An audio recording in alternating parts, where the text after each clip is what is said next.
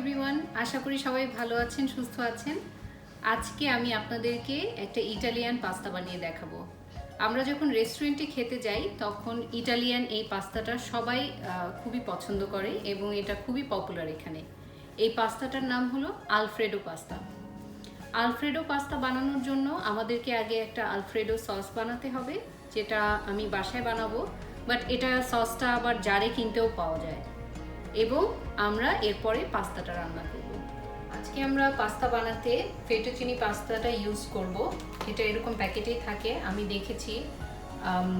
Alfredo সসের সাথে এই পাস্তাটা খুব ভালো হোল্ড হয়, বাট আপনাদের বাসায় যেই পাস্তা অ্যাভেলেবেল আছে সেটা আপনারা ইউজ করতে পারেন, সেটাও একটা অপশন হতে পারে। বাট আজকে আমি ফেটুচিনি দিয়ে করছি। আমি সসটা বাসায় বানাবো আজকে। বাসায় বানানোর জন্য আমাদের লাগবে মিল্ক, লাগবে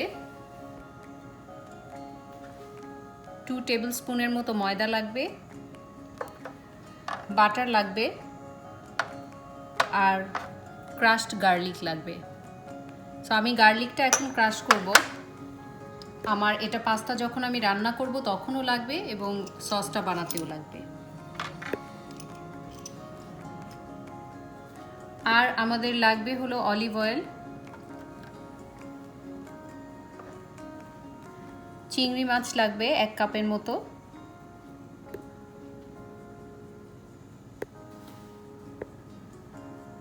শুকনা মরিচ ক্রাশ করা একটু লাগবে,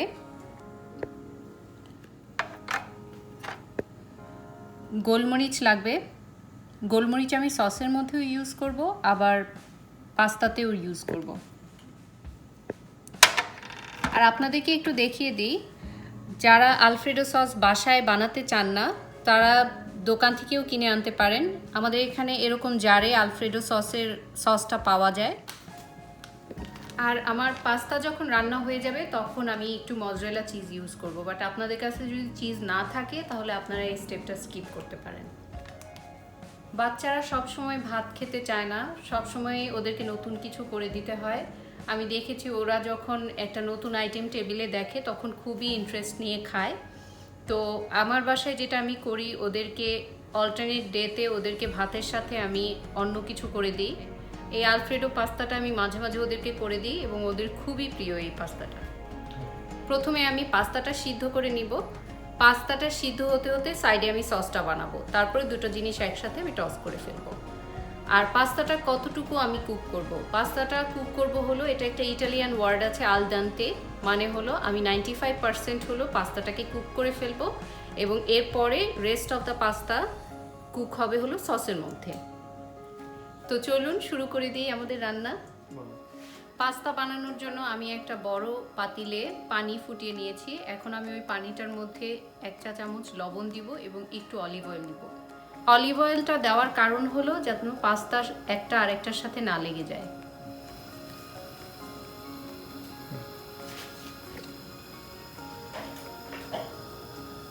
লবণ দিয়ে দিলাম, একটু অলিভ অয়েল দিয়ে দিচ্ছি। পানিটা যখন ফুটে আসবে তখন আমরা পুরো 1 প্যাকেট পাস্তা এটার মধ্যে দিয়ে দিব। আমরা আজকে পাস্তা বানাতে একটা পাস্তা স্ট্রেনার ইউজ করব। এই পাস্তা প্যানগুলো এভাবেই আসে। এই প্যানের যে লিডটা থাকে, লিডের মধ্যে অলরেডি এটার মধ্যে ছিদ্র করা আছে এবং এটাই স্ট্রেনার হিসেবে কাজ করবে। আপনাদের কাছে যদি এরকম পাস্তা স্ট্রেনার না থাকে তাহলে রেগুলার যে কোনো স্ট্রেনার দিয়ে আপনারা কাজ চালিয়ে নিতে পারেন। পাস্তার পানিটা ফুটতে ফুটতে আমি একটু গার্লিক ক্রাশ করে নিব।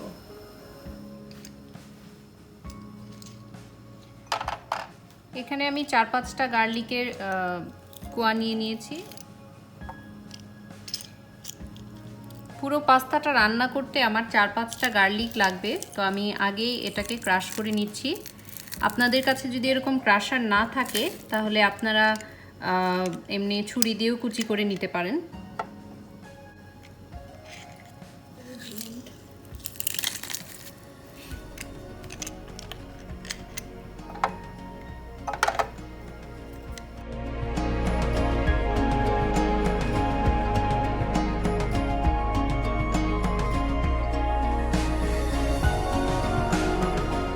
সসটা আমি আগে থেকে বানিয়ে রাখিনি, কারণ সসটা আগে বানিয়ে রাখলে অনেক সময় সস ড্রাই হয়ে যায়। এই জন্য আমি যখন পাস্তাটা রেডি হয়ে যাবে তখন পাশাপাশি গরম সসটা পাস্তাটার সাথে মিক্স করব। পানি ফুটে গিয়েছে, এখন আমি পাস্তাগুলো দিয়ে দিচ্ছি।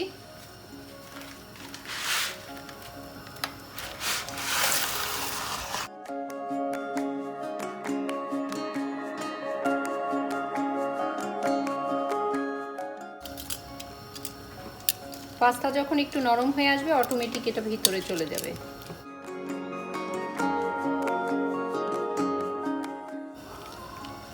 এখন আমরা পাস্তাটা কুক হওয়া পর্যন্ত ওয়েট করব। এখন আমি সস বানিয়ে নিব। প্যান গরম হয়ে গেলে এখানে আমি কিছু বাটার আর অলিভ অয়েল মিক্স করে দিব।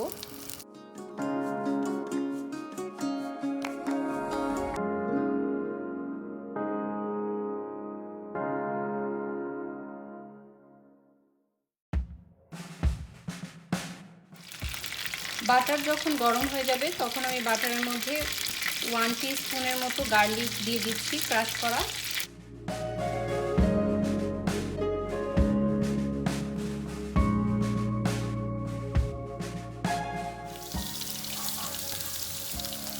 চুলার আঁচটা একদম লো থাকবে, তাহলে রসুনটা পুড়ে গেলে খুবই একটা বিটার ফ্লেভার চলে আসে।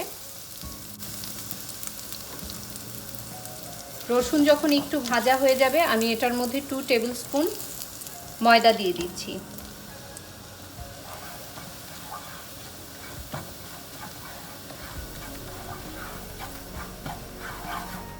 ময়দা যখন একটু ভাজা ভাজা হয়ে যাবে তখন আমি একটু গোলমরিচের গুঁড়া দিয়ে দিব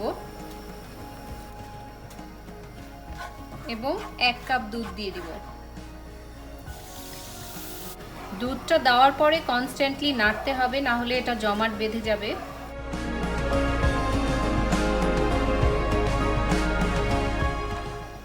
আমি একটু লবণ দিয়ে দিচ্ছি।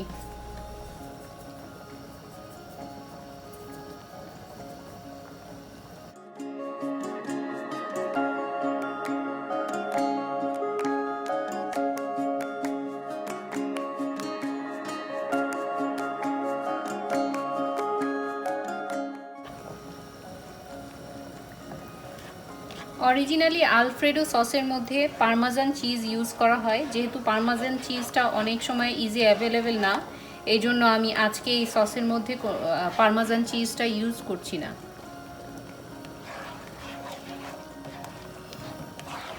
আমাদের সস রেডি। এই যে এরকম কনসিস্টেন্সি হবে।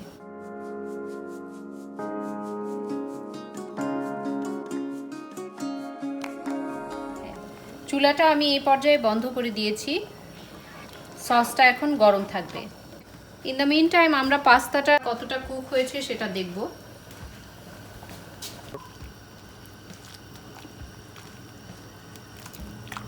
আমরা পাস্তাটা পুরোপুরি কুক করব না, 95% কুক করব। তার মানে হলো আপনারা যখন খেয়ে দেখবেন, পাস্তাটা মুখে নিয়ে দেখবেন যে এটা খাওয়া যাচ্ছে এবং নরম হয়ে গিয়েছে, তখনই আমরা নামিয়ে ফেলব।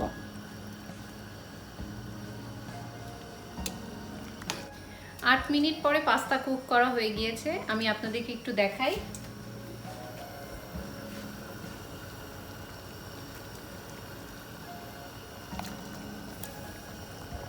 এখন আমি পাস্তা স্ট্রেন করে ফেলবো।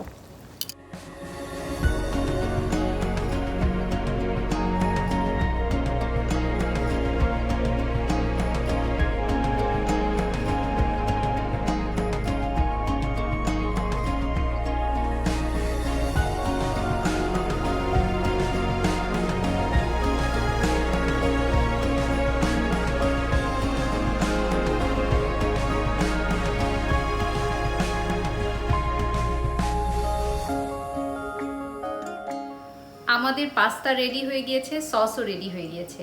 এখন আমরা চিংড়িটাকে বাটারের সাথে একটু কুক করে সস এবং পাস্তা মিক্স করে ফেলবো। আমি একটা প্যান গরম করে নিচ্ছি।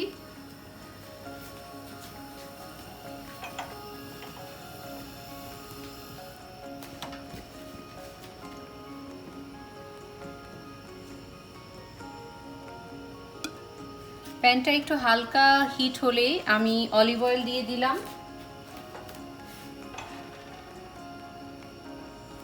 এবং সাথে 1 টেবিল চামচের মতো বাটার।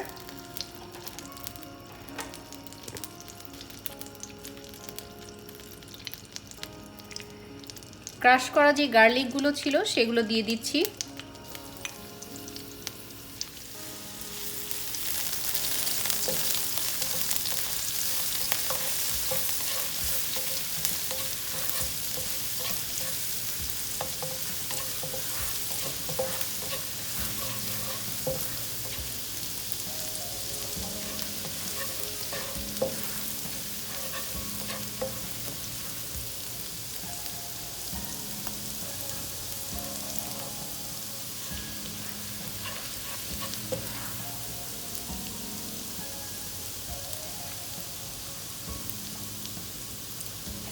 এখন আমি 1 কাপের মতো ছোট চিংড়ি দিয়ে দিচ্ছি এটার মধ্যে।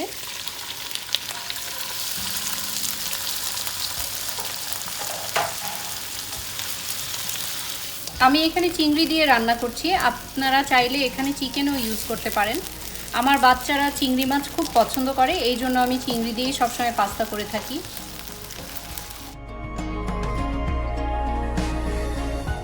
চিংড়ি মাছ যখন ভাজা ভাজা হতে থাকবে তখন আমি ক্রাশ করা মরিচ দিয়ে দিব, সাথে একটু গোলমরিচ দিব আর লবণ।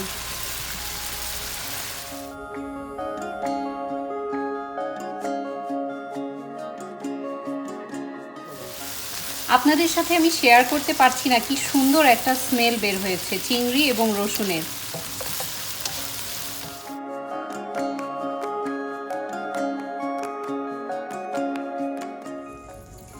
1 মিনিট চিংড়ি মাছ রান্না করার পরে এখন আমি কুকড পাস্তাটা দিয়ে দিব।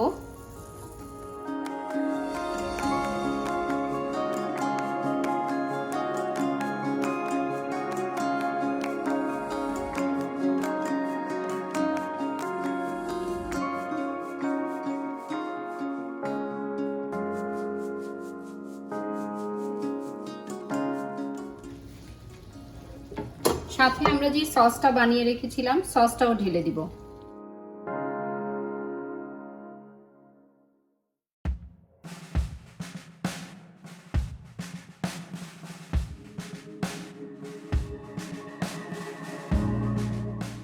এখন খুব হালকা আছে এই জিনিসটা মিক্স করতে হবে।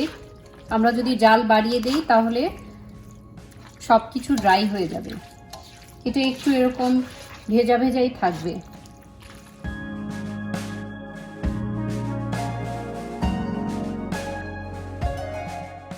এই পর্যায়ে আমার মনে হচ্ছে যে আমাকে আরেকটু লিকুইড অ্যাড করতে হবে, সো আমি এখানে একটু দুধ অ্যাড করব।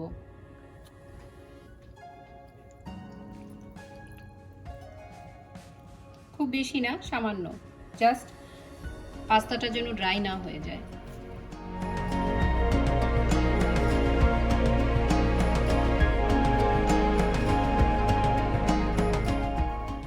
আমি বলেছিলাম শুরুতে যে পাস্তাটা আমি 95% কুক করেছি। এখন আমি একটু 5 মিনিটের জন্য ঢেকে দিব 100% কুক হওয়ার জন্য।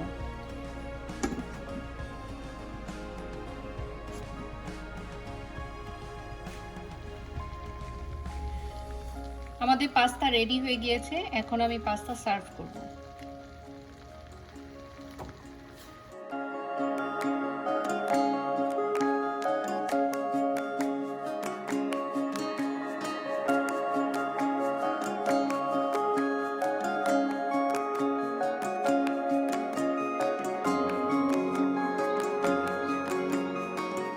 এখন একটা ফাইনাল ইনগ্রেডিয়েন্টস বাকি আছে, সেটা হলো মজরেলা চিজ। আপনাদের যদি না থাকে মজরেলা চিজ বা আপনারা না ইউজ করতে চান, নাও করতে পারেন। আমি একটু মজরেলা চিজ দিব এটার উপরে।